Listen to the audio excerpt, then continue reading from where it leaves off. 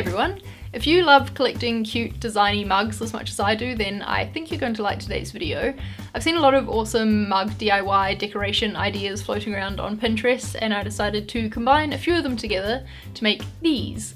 So these mugs have got this painterly effect at the bottom, and then they've got some lettering quote at the top. I'm really happy with how they've turned out, so if you want to see how to make them, keep on watching.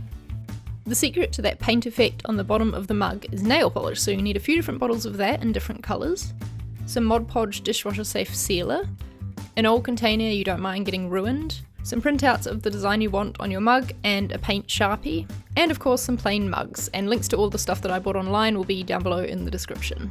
To start, fill your container with hot water and then pour some nail polish in. It's important that the water is hot because otherwise the nail polish will set too quickly before you can get your mug in there, but even with the hot water you do still want to work quickly though, so grab your mug and dip it into the water.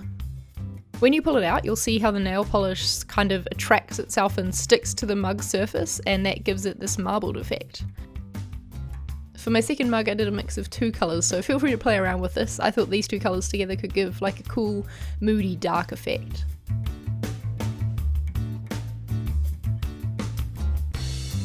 And if your mug doesn't get covered enough the first time you dip it in, just turn it around and dip it in again.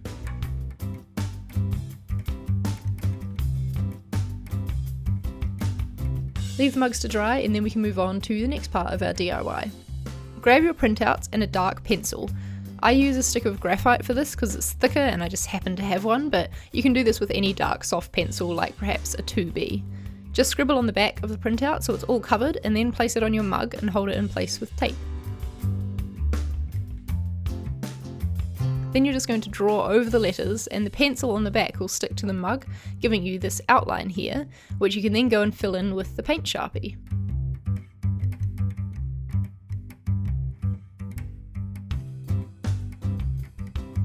Of course you can also just draw freehand on your mugs, but I preferred the look of this font, which is called Playlist and is linked down below as well if you're interested. Leave the paint sharpie to set completely. I left mine about a day I think to be really sure, and then use an eraser to get rid of any pencil marks before putting your mug into a cold oven.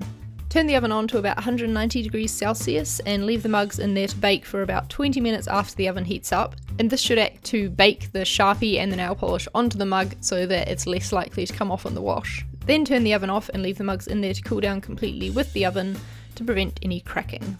For the last step, I'm going to test out this dishwasher safe gloss, so grab a paintbrush and paint over your design. It dries clear, so don't worry about how white it looks right now.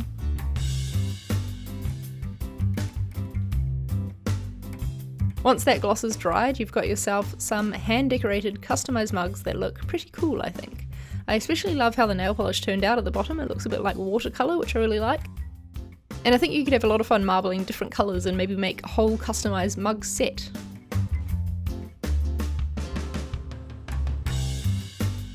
I hope you enjoyed this DIY. Please make sure you give the video a thumbs up if you did. If you decide to make your own mugs following this tutorial, please tweet me a photo because I would love to see your creations. All of the supplies, like I said, will be linked down below. I tested these mugs out in the dishwasher just to see how good the dishwasher safe gloss really is, and on this one here you can see we've lost a little bit of the R in the Wanderlust. The internet did say that using ceramic mugs is better than using a china mug because on a ceramic mug, preferably a cheap one, then the cheap glaze will melt in the oven and then reseal on top of the Sharpie, so I think that's why this mug fared a bit better. So just keep that in mind if you are doing this DIY, that ceramic mugs seem to be best.